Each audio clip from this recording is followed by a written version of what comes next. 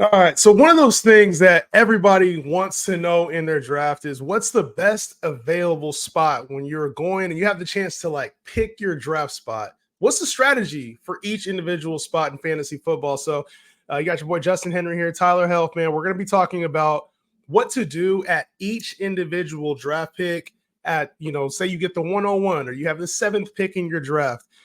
Tyler, fantasy drafts are coming along, man. How are you? How have you been doing with these mock drafts, bro? You've been getting them dialed in or what? Oh yeah, of course. I'm out there already winning championships in my mocks and drafting championship quality rosters. Yeah, but this is, in my opinion, it's one of the best times of the year, especially as we ramp up to August. It feels like Christmas with all the mocks that you get to do, then your real drafts, and then you get to just sit there and admire your team before everybody gets hurt, right? So it's a great time of the year. So been doing a lot of mocks, so I have a lot of um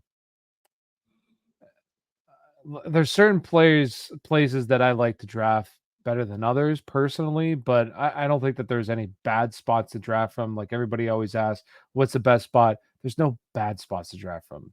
I think Right. that you could potentially build better teams from other spots, but that's not to say every draft falls the same way. So all of them are good spots. Yes, especially with this year, like there's just a really deep talent pool, especially early on in Yeah. your drafts. I think you can, most of the time, you're going to get a player that you like or that can help carry your fantasy team, if obviously taking into account injury. But, where it comes to like exactly what spot you want to draft from, sometimes people ask, like, is it better to have an early pick? Is it better to have a middle round pick? Is it better to have a late round pick? So I think a good practice is to kind of just go over your strategy at each one, and then that might determine which one you think is the best. Because I feel comfortable drafting from anywhere, right? Like, but Yeah. that's because I have players at every spot and I have a strategy at every spot that lets me feel comfortable within that. So let's talk about early round, right? And I think when you're going into your draft and you get picks 1 through 4, this is going to be based on 12 team talk, right? Like we could base Mhm. this on 10 team or 8 team or 16 team, but you've got to adjust your conversation to your league size. So just so you guys know, this conversation is going to be about 12 team, but these early round picks, right? 1 through 4, especially, this is where there's, a lot of people think this is like make or break land, and there's a lot of pressure to make sure you take the number one player in fantasy if you have one of these spots. And I think the top 4 spots is a really good area to get value. But it's also one of those spots when you get into your draft, you have to be cautious about either just blindly going with ADP and then getting your guys. So Tyler, when we look at the 101, the premier spot in fantasy football, the first pick, that's the one that everybody wants to get. You get the exact player that you want. What's your strategy leading into the 101? Yeah, I mean, it kind of like what you said. I always get people asking me like, should I take Bijan Robinson with the first pick? And like I say the same thing to everybody. Like he's not coming back to you, right? Like if you really want him and you believe you can make the argument in your head that this player is going to be the number one player in fantasy football, then just take him. Like so for me personally, like how I like to build out the team is just I like to just take whoever I think is going to be it. Now, if I have 10 different drafts, there's probably going to be a lot of different players that I'm going to take at the 101 to get different exposure to, because I really do think that there's a lot of players that are worthy of the first overall pick. So let's just say we're going to go consensus and we'll go Christian McCaffrey because a lot of people will be like, not Christian McCaffrey 101. You don't know ball, Yeah, stuff like yeah. that. And it's like, come on, man. So how I've been doing this draft is that I like the 101 because on the way, like in rounds in the 2-3 term, so rounds 2 and 3, you just have really, really good players that are still there. I mean, right now, Brandon Ayuk is falling in that range. You could go with a tight end and Travis Kelsey. You could go like so many different wide receivers there, like Nico Collins, Chris Olave, Debo Samuel. Like, there's just so many different options. You could go running back, Derrick Henry. So the 2-3 turn is great. And then also, like, I think is really important too is the 4-5 turn because you still have studs. You still have like George Pickens. Malik Neighbor's been falling in drafts. Sometimes not as much anymore. Prior, DK Metcalf was going down that range, but you have Joe Mixon, Kenneth Walker.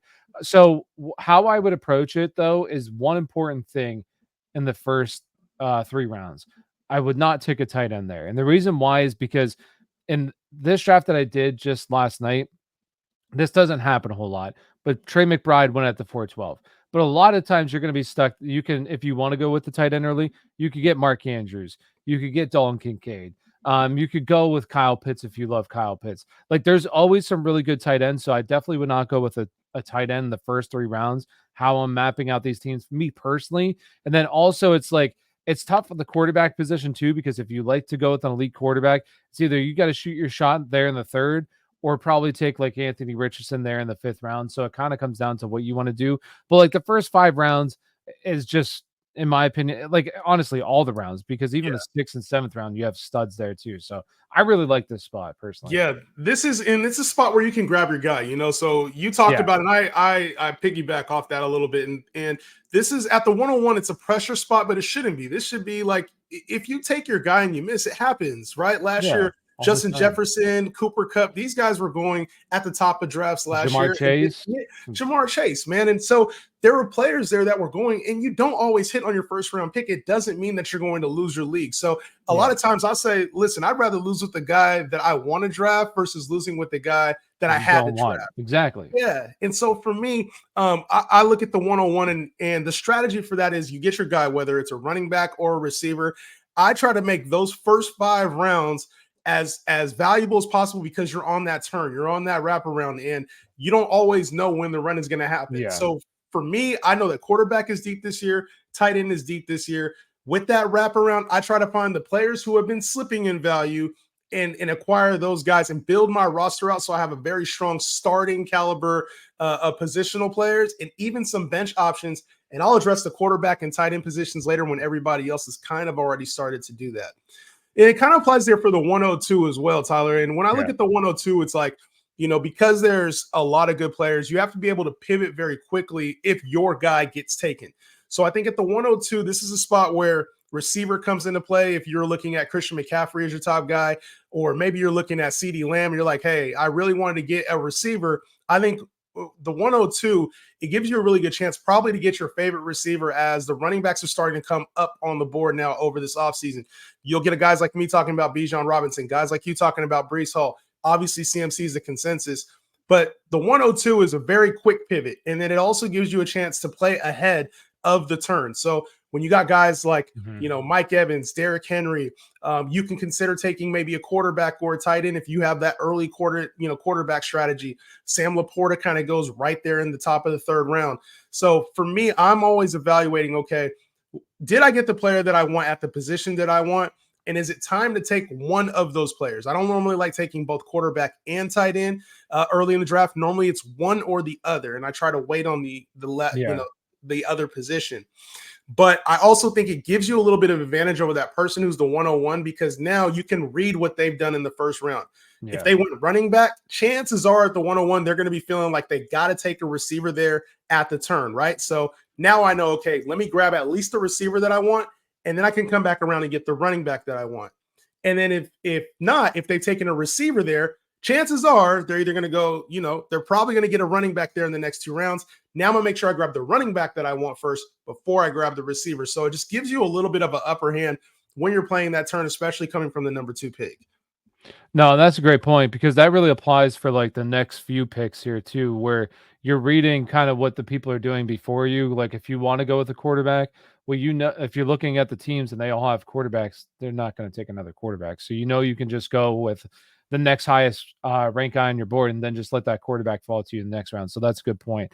Yeah, and kind of how I approach, like you said too, is it's very similar to the 101. It's just you're kind of getting whoever isn't the 101 essentially is the big difference here. But the like how I like to build out teams, and people are different and everything. I just think the teams, how I build them is better if I just don't go at the very most like 2 running backs in the first 6 rounds. Like I probably want to go 3 running backs, because I don't like how the wide receiver position kind of falls off.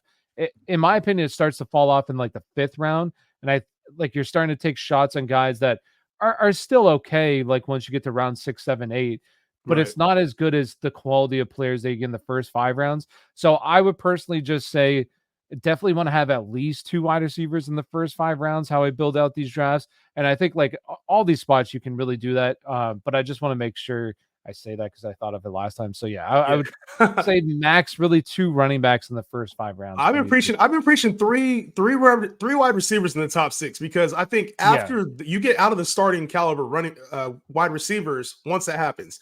So if you're around that, Terry McLaurin, yeah. Jaden Reed, Chris Godwin, Calvin Ridley range, just know after that it is a stark drop It's off. a yes. Like It's very. really once you get to kind of like really out of the 7th round is when it really starts to fall off. 8th round, then 9th round, it's just a massive drop It off. goes from like players who have performed, we've seen hit 1,000 yards before, players who we would feel comfortable starting to like straight dart throws almost Yes. instantly. And it's one of those things where if you haven't addressed the receiver position, maybe you're in a 2 receiver league and I'd be okay with you taking 2 in the first 5 or 6 Yeah. rounds. But if you're in a 3 receiver 3, league, no. you absolutely need to have 3 receivers before the end of the 6 rounds, especially if you're one of those early round picks and you've decided to take running back early. So I think when we look at the 103 and 104, they kind of play out very similarly. You're waiting on who didn't go, right? And Tyler, let me ask you this: if you had the 103 or 104, are you okay with that pick? Or are you like, no, if your league trades, maybe you can trade, are you like, I absolutely want to get the 1 and 2? How do you feel about the top, that top 3 or 4 position? Because now you're waiting to see who went first, and you're not Yeah. getting the exact guy that you want potentially.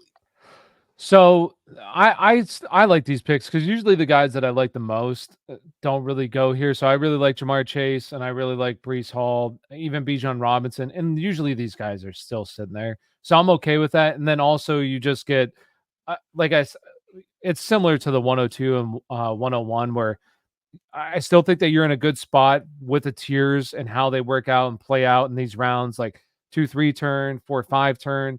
The players are still really, really good in this range, and it doesn't really drop off. So I really like these picks here, personally. And then also, once again, we talked about this just a minute ago, but you can look. Then you're able to start looking at what your league mates are drafting, and you can kind of react and draft certain players off of what you think they're going to do next from in this range. So I think it's personally a really good spot to be at. I look at the 3, 4. I feel like for whatever reason, those positions, somebody will always fall there. Like on Yeah. the second round and even at the top of the third round there, you can get a Derrick Henry who I think has a chance to be a lock for a top 10 running back this year because of his volume in Baltimore.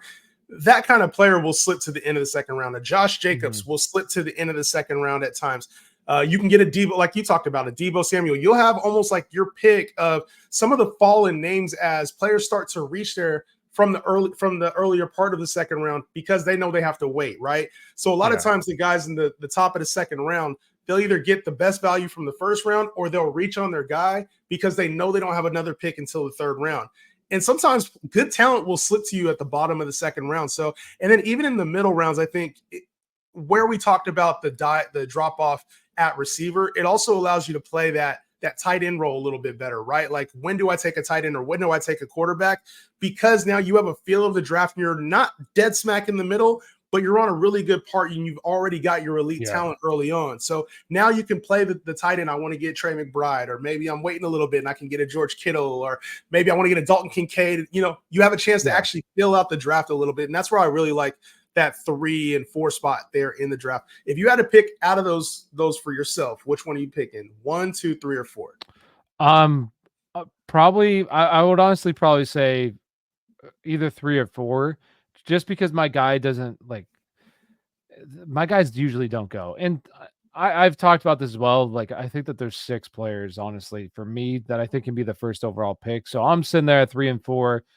I like who's available at all these picks.